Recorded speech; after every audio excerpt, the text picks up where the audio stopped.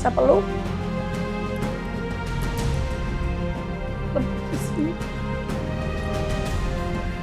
Dalam posisi sadar, anak itu sadar dengan kaki yang hancur. Dari mata kaki itu hancur.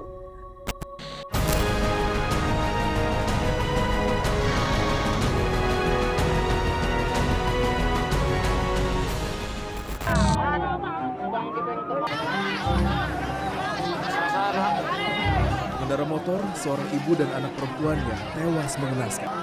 Mereka tertimpa truk bermuatan batu yang terguling di jalan ini. Motor yang dikendarai korban hancur tak berbentuk lagi tertimpa badan truk. Warga pun langsung menyebut sesaat setelah kecelakaan truk pada akhir Desember lalu ini terjadi. Lokasinya di Jalan Raya Parung Panjang, Kabupaten Bogor, Jawa Barat. Alat berat dikerahkan ke lokasi untuk mengangkat dua jenazah ini. Ini hanya satu dari banyak cerita sedih di Jalan Raya Parung Panjang. Truk pengangkut batu dan pasir yang lalu lalang dan motor warga yang melintasi di antaranya menjadi pemandangan yang lazim di jalan raya ini.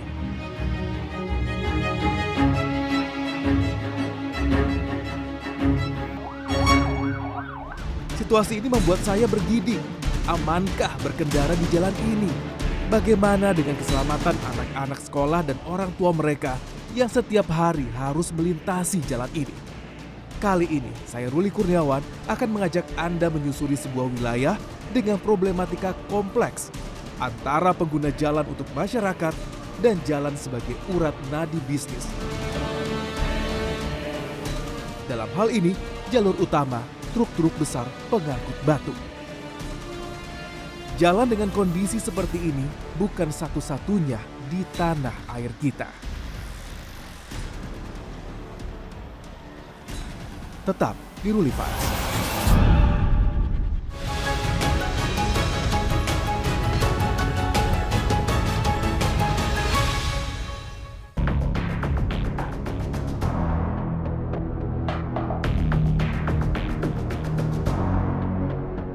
Ini adalah Jalan Raya Parung Panjang di Kabupaten Bogor. Wilayah yang ramai dengan banyaknya pemukiman baru ini terletak relatif dekat dengan Jakarta. Parung Panjang hanya berjarak sekitar 50 km dari pusat ibu kota.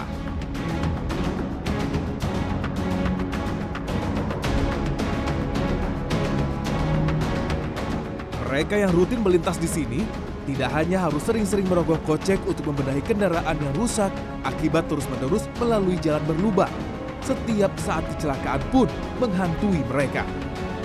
Saya datang ke Parung Panjang untuk bertemu dengan Devi. Devi tinggal di Desa Sukasari bersama ayah dan dua adiknya di sebuah lingkungan yang amat sederhana.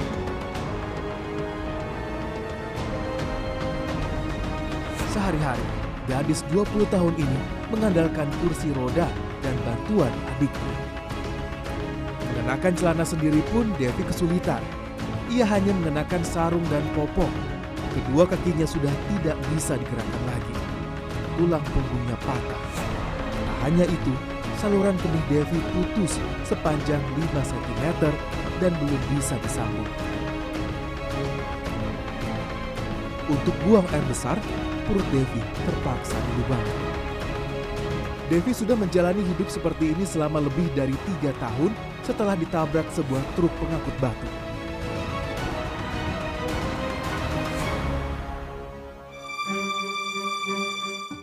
Devi masih ingat betul bagaimana ia terseret roda truk sejauh 15 meter hingga tubuh bagian bawahnya hancur.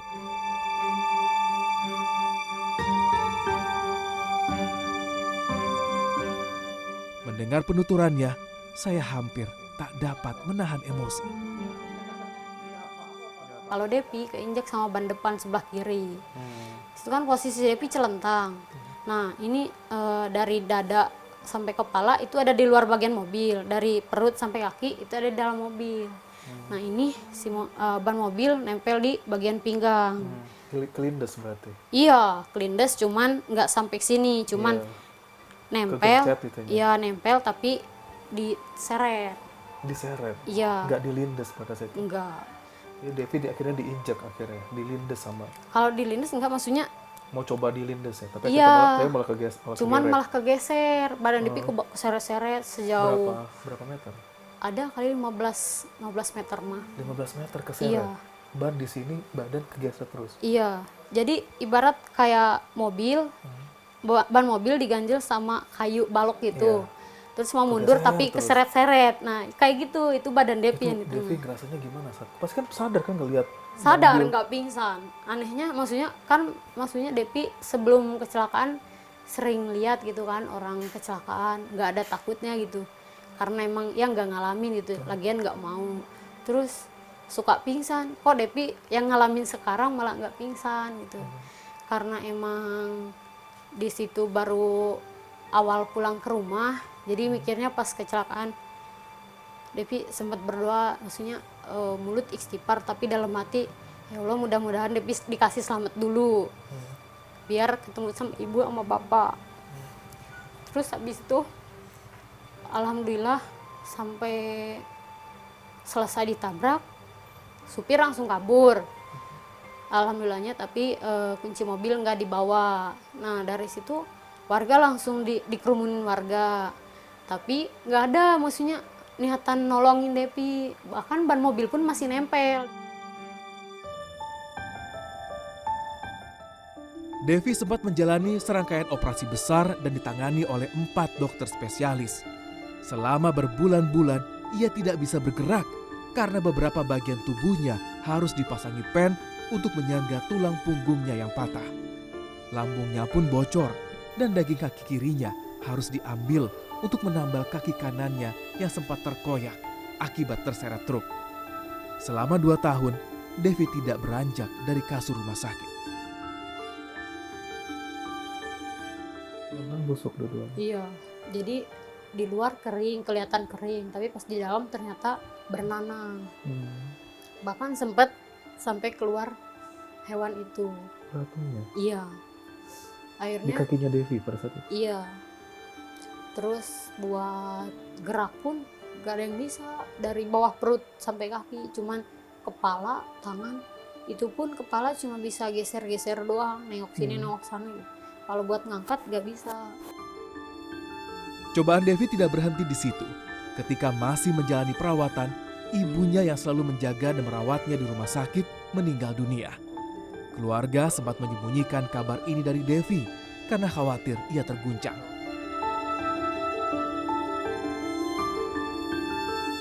Kini, jika teringat ibunya, air mata Devi tidak tertahankan. Keingetnya lebih ke ibu. Karena waktu masih ada kan, namanya anak gitu kan, suka dibilangin sama ibu tuh nggak denger gitu kan, lebih milih main. Jadi pas ibu gak ada, bener-bener ngerasa bersalah banget. Bahkan setelah 1 tahun Devi kecelakaan, itu pun 1 tahun ibu nggak ada, itu baru dikasih tahu. Kalau yang lain nggak mikirin, kata Devi nggak apa-apa kalau Devi meninggal, yang penting sempetin Devi ketemu ibu buat minta maaf.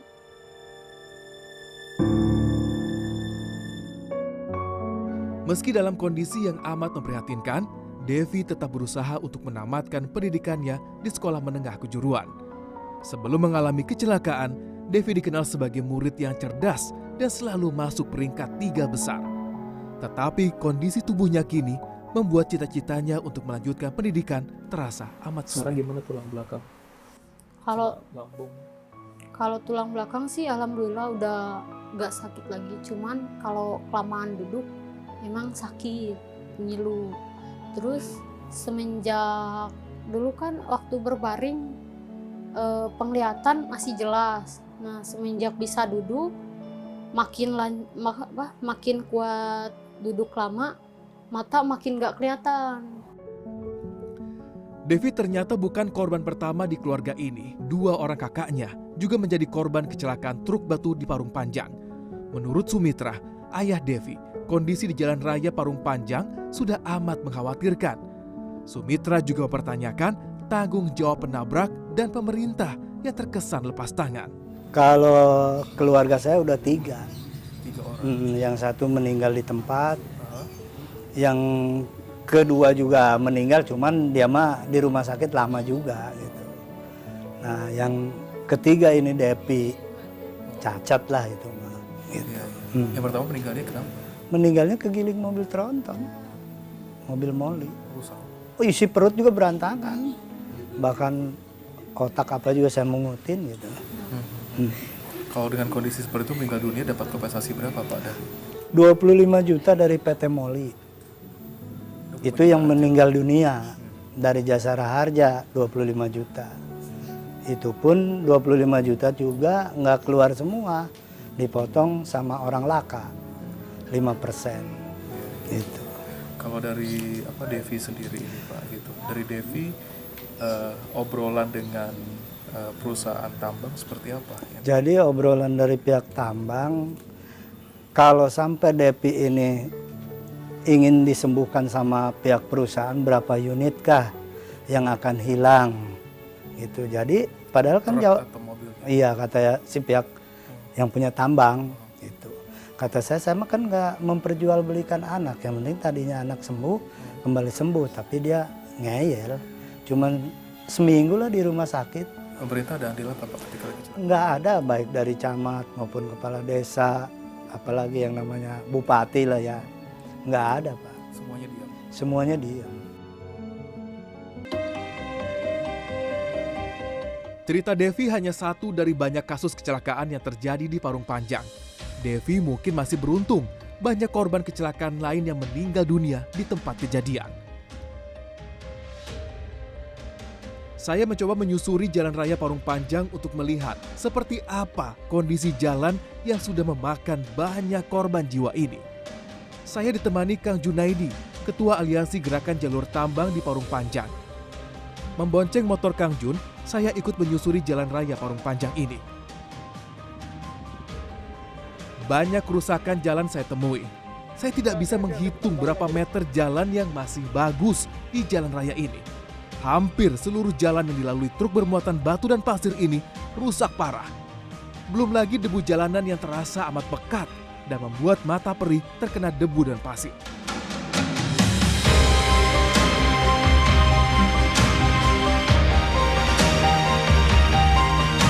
Dokter Puskesmas Parung Panjang punya catatan sendiri soal kesehatan pengguna jalan di sini. Kaitannya dengan debu ataupun polusi, jadi sebetulnya ISPA itu kan penyebabnya bisa virus, bakteri maupun jamur. Cuma dia jika ada kualitas udara, polusi, debu, itu bisa meningkatkan faktor risiko terjadinya ISPA. Kalau ngelihat dalam misalnya kalau seperti bulan-bulan kemarau tadi ya, masih musim kemarau gitu, sehari itu bisa menangani berapa pasien sih kira-kira yang melapor ke sini, hanya ke puskesmas sini aja? Kalau pasien kita satu hari pasien bisa 150 sampai 250. Cuma untuk spesifik ISPA mungkin bisa sepertiganya mungkin ya. Komplikasinya ya bisa pneumonia, bisa penyakit paru menahun gitu. Jadi kasus-kasus ISPA terus kemudian menjadi kasus kronik. Tidak hanya kasus gangguan pernafasan, Puskesmas juga menangani kasus kecelakaan yang terjadi di Parung Panjang. Kasus kecelakaan ringan bisa langsung ditangani di sini, tetapi korban kecelakaan berat langsung dibawa ke rumah sakit besar atau RSUD yang jaraknya lumayan jauh di kota Tangerang atau Bogor. Butuh 2 jam perjalanan untuk menjangkau rumah sakit terdekat. Itu pun jika lalu lintas tidak macet. Melanjutkan perjalanan dengan Kang Jun, saya meminta untuk tidak berjalan di samping truk batu. Terlebih yang membawa batu lebih dari tonase yang diizinkan. Saya khawatir kondisi jalan yang buruk membuat batu jatuh dan menimpa kepala saya.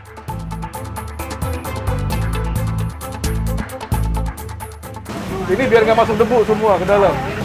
Berarti sehari berapa kali gelap? Sehari lah, 5 lah. 5 kali sehari ngelap ini semua. Wah ini, aduh, capek. Aduh, tapi lihat sih semuanya tuh debu semuanya. Ini debu, ini juga nih. Semuanya debu, tebal. Ya, pelaku usaha di sini juga harus berpikir beberapa kali gitu ya untuk membuka usahanya di sini gitu, karena debu di sini tebal dan aduh luar biasa deh. Karena truk lalangnya juga terus-menerus tiap hari non-stop.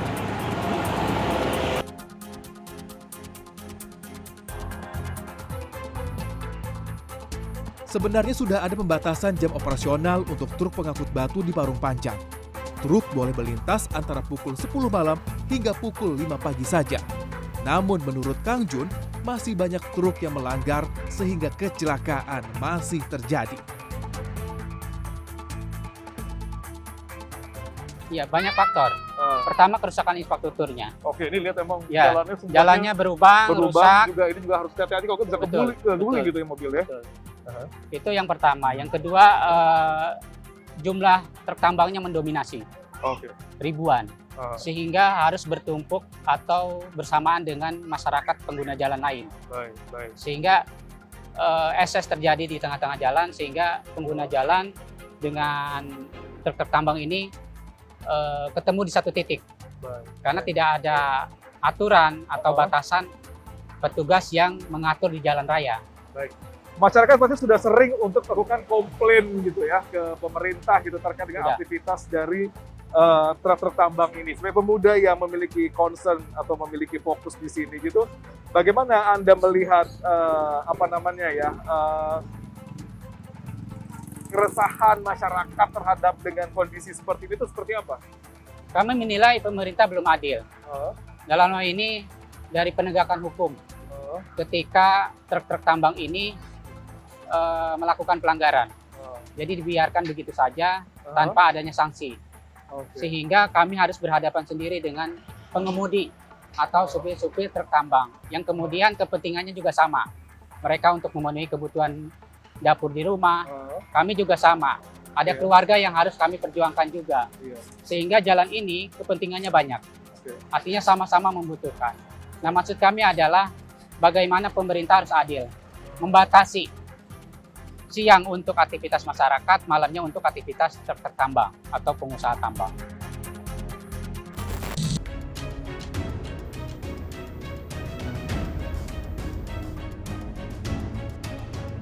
Saya pun menyambangi markas sopir truk batu Parung Panjang untuk mengkonfirmasi ini dan bertemu dengan Camat Parung Panjang. Apa responnya? Artinya ketika tidak ada penjagaan dari Disub maupun pihak kepolisian, itu mereka lewat dengan sendiri.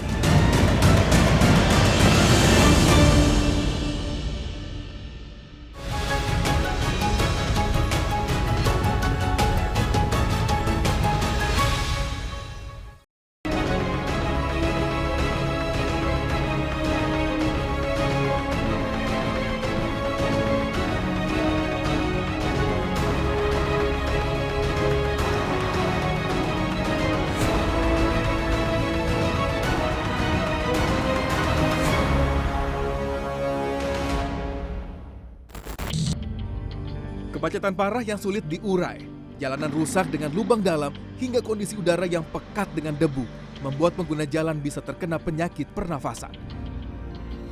Ini sedikit gambaran yang bisa saya ceritakan tentang Parung Panjang. Jalan Raya Parung Panjang merupakan jalan penghubung dari lebih 60 perusahaan tambang batu di Kabupaten Bogor ke wilayah lain di Jabodetabek dan Jawa Barat. Jalan 2 jalur ini terbentang sepanjang kurang lebih 15 km. Tak mengherankan bila ribuan truk pengangkut batu dan pasir banyak terlihat di jalan raya ini setiap saat. Menurut warga, kualitas batu di wilayah ini amat baik, sehingga permintaannya terus meningkat setiap tahun. Jumlah truk yang hilir mudik di jalan ini pun juga terus bertambah seiring makin ramainya pemukiman di kawasan ini. Pembatasan jam operasional sudah dilakukan untuk menekan angka kecelakaan. Truk tidak boleh melintas antara pukul 5 pagi hingga 10 malam. Ternyata peraturan ini juga masih banyak dilanggar oleh sopir truk batu. Saya pun bertemu dengan Kang Fadlan, Ketua Asosiasi Transporter Tangerang Bogor atau organisasi yang menaungi pemilik dan sopir truk dari 2.500 unit truk tronton pengangkut batu di sekitar Parung Panjang. Dari kacamata Fadlan, pembatasan jam operasional justru membuat jalan semakin sembraut. Pria 36 tahun ini juga mengaku sudah capek menghadapi gelombang demonstrasi masyarakat yang menuntut perbaikan kondisi jalan. Jadi kita ini capek kadang Pak, kadang kita ini memang kita juga sama warga gitu kan. Masyarakat walaupun memang kita tinggalnya di wilayah hulu ya, kita juga sama punya hak yang sama kan begitu Pak. kita juga ingin supaya kehidupan kita lebih baik dari yang sebelumnya kan gitu kan. Karena memang semenjak diterbitkannya Perbup ini memang lalu lintas di jalanan ini jadi semrawut, Pak. Oke. Jadi Ada batasan jam operasional karena itu ada malah batasan bikin semrawut. malah bikin sempit ruangnya, malah bikin semrawut Oke. lalu lintasnya. Makin tambah ugal-ugalan, Makin tambah ugal-ugalan karena dia ngejar waktu. Fadlan tidak menampik ada sopir yang ugal-ugalan di jalan. Meski tidak bisa memberikan sanksi, ia berharap ada kebijakan dari pemerintah terkait ini. Kalau melihat apa namanya ugal-ugalan gitu. Tapi dari asosiasi evaluasinya terkait dengan supir yang ugal-ugalan itu dilakukan nggak sih? Iya, tetap kita lakukan. Kita ada penertiban, Pak. Kita sering melakukan pertemuan dengan para pemilik truk untuk dapat mensosialisasikan aturan-aturan ini. Jadi contohnya begini, Pak. Tidak boleh driver itu atau supir itu yang di bawah umur. Oke. Ya. Oke. Terus tidak boleh muatan yang mucung. Oke. Ya. Atau jalan di jam operasional yang tidak boleh itu? Tidak, iya tetap kita lakukan. Terus tidak boleh lagi ada karpet yang melebihi bak. Ya. Itu kan mengganggu juga, Pak. Karpet yang spakbor itu. Evaluasinya gimana? Atau ada sanksi kalau dari asosiasi? Ya tetap kita melakukan himbauan, melakukan itu peringatan aja gitu, Pak. Mendengar keterangan Pak Sumitra, Junaidi dan Fadlan, saya lantas bertanya-tanya, lalu apa peran pemerintah dalam menyelesaikan masalah di Jalan Raya Parung Panjang? Apakah tidak ada solusi efektif? Saya pun menemui Camat Parung Panjang Icang Aliudin akhir Desember 2023. Menurut data Satlantas Polres Bogor, kecelakaan di Parung Panjang terjadi sebanyak 30 kasus, di mana 12 diantaranya korban meninggal dunia. Tetapi kepada saya, Camat yang bertugas sejak tahun 2020 ini menyampaikan bahwa korban tewas dan diamputasi akibat kecelakaan yang terjadi di jalan ini sudah tidak terhitung banyaknya. Ia mengaku bahwa pemerintah lemah dalam memberikan solusi, terutama pemerintah Provinsi Jawa Barat. Nah, ini sebenarnya masalah ini cukup lama ya. Dan kita juga dari dulu sebenarnya sudah memperjuangkan berbagai hal karena jalan ini adalah jalan provinsi yang harusnya gubernur atau provinsi itu ikut terlibat bertanggung jawab. Sejauh ini tidak ada. Artinya dulu programnya itu mandek ya, karena mungkin kita menyadari APBD provinsi itu tidak mampu untuk membangun jalan. Lagi gitu. Ya. Nah ini kalau terkait dengan upaya untuk penindakan atau sanksi yang diberikan kepada Transformers gitu Pak ya, truk-truk ini ke depannya kapan waktu yang akan diberlakukan sanksi tersebut Pak gitu, karena jangan sampai besok tiba-tiba ada yang meninggal lagi gitu nih Pak. Ya. Nah kan harus ada ketegasan sebenarnya Ya. dari kecamatan sebenarnya memiliki wilayah ini gitu Pak, apa yang akan dilakukan dalam waktu dekat? Nah ini harus cepat dilakukan, karena kita selaku pemerintah kecamatan tadi mungkin karena pemerintah terendah ya, kita seakan-akan dipojokkan dengan hal-hal ini. Padahal ini kan jalan provinsi ini adalah tugas dari gubernur ya pelaksananya. Berarti gubernur pembangunannya. abai nih Pak ya sekarang Ya, melihat harus, kondisi dari Parung Panjang ya. Kita juga minta kepada pemerintah provinsi perbaiki jalan secepatnya, artinya berkala, jangan sampai jalan rusak kan menjadi hambatannya tadi. Potong as, mogok, kemudian setelah mogok karena badan jalan kita kecil itu terjadi kemacetan. Kasihanlah warga yang akan sekolah, bekerja, kemudian yang harusnya sudah istirahat karena terjadi kemacetan kan belum bisa pulang. Nah ini belum kalau siang hari ini debu ya, debu artinya banyaklah warga kita yang terkena penyakit ISPA. Kalau misalnya ada yang meninggal dunia Pak, ya berarti yang bertanggung jawab siapa?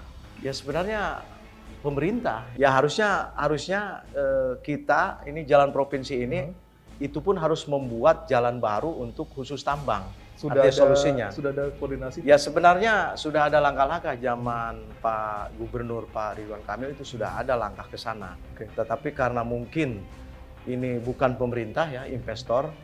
Nah, mudah-mudahan ini bisa terrealisasi karena sekarang sudah ada pembebasan-pembebasan untuk mengarah ke sana.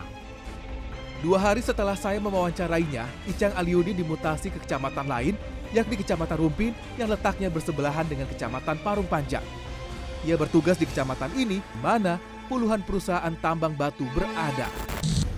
Saling lempar tanggung jawab mungkin kata yang tepat untuk menggambarkan apa yang ada di kepala saya saat ini. Belum ada koordinasi yang cepat dan tepat antar tingkatan pemerintah. Dikhawatirkan menambah panjang deretan korban tewas di Jalan Raya Parung Panjang. Regulasi diterapkan pun masih terkesan tumpul. Belum ada efek jerah. Padahal perwakilan perusahaan tambang di wilayah Kabupaten Bogor yang saya temui, Pak Agus, mengatakan akan bertanggung jawab terkait insiden yang terjadi. Lepas lagi yang juga dikeluhkan masyarakat adalah korban yang ada, korban jiwa maupun korban dengan kecatatan, seperti itu Pak Agus. Sejauh ini dari Kuari sendiri gitu, melihat adanya korban-korban dari seperti itu dari masyarakat, gimana meresponnya? Dari kami sebetulnya sangat prihatin Pak dengan setiap kecelakaannya kan. Tapi kami bukan berarti di sini lepas tanggung jawab atau tidak mau dikambing hitamkan ya kan.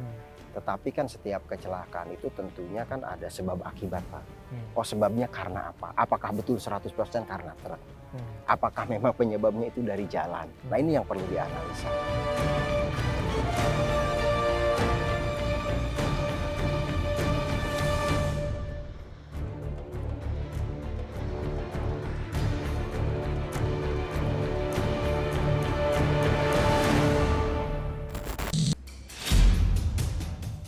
Penelusuran saya di Parung Panjang masih berlanjut. Saya bertemu dengan Pemprov Jawa Barat, pengusaha tambang, dan guru yang sejumlah muridnya menjadi korban di Jalan Raya Parung Panjang. Saksikan dalam Ruli Files, Bertaruh Nyawa di Parung Panjang, episode 2.